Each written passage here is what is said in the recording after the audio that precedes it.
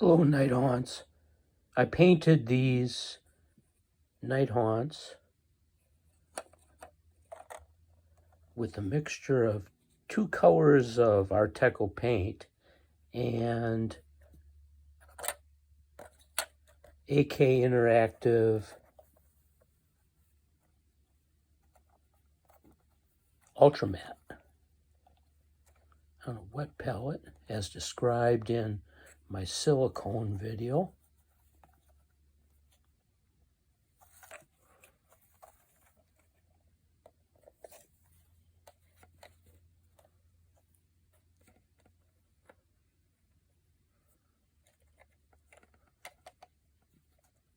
And I like how they turned out.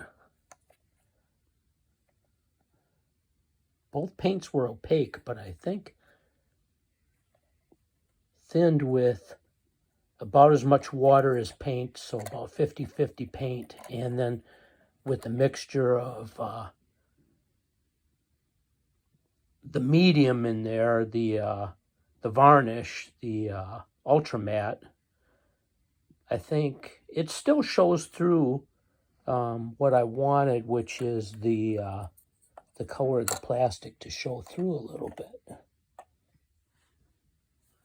think it definitely does. So here's what I used.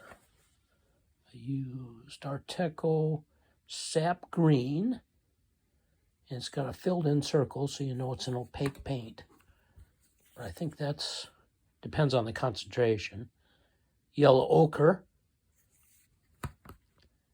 and I don't have it handy, the AK Interactive Ultra Matte, but I'll show you. I used these really cheap brushes. They're about 10-cent brushes. I used these to mix the paint, and I mixed them in this Army Painter wet palette, and then I transferred it with the paintbrush in small amounts to the wet palette. And then in this cup, I had Ultra Matte that I mixed into there as well. And very thin. I put about 2 coats on the model. And there was some of the remaining Pro acrylic paint in this little cup, this little silicone cup. So all I had to do with that, since it was still wet, was take a tissue and wipe it out. I probably shouldn't have used tissue. I probably should have used a microfiber cloth, or just ran it underneath the sink and then dried it with the microfiber cloth, because I probably got some little paint shards in there, which maybe I'll see those on the TV once these are blown up, right? One thing I didn't show in my silicone video too is I made this little map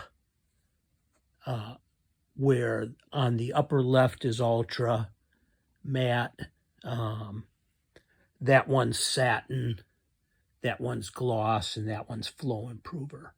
I didn't use any flow improver for these 2 that I painted. I don't think I did for the first one either that I was unhappy with. So as I further continue to paint these guys, I will show you what I get. Thank you, Nighthaunts.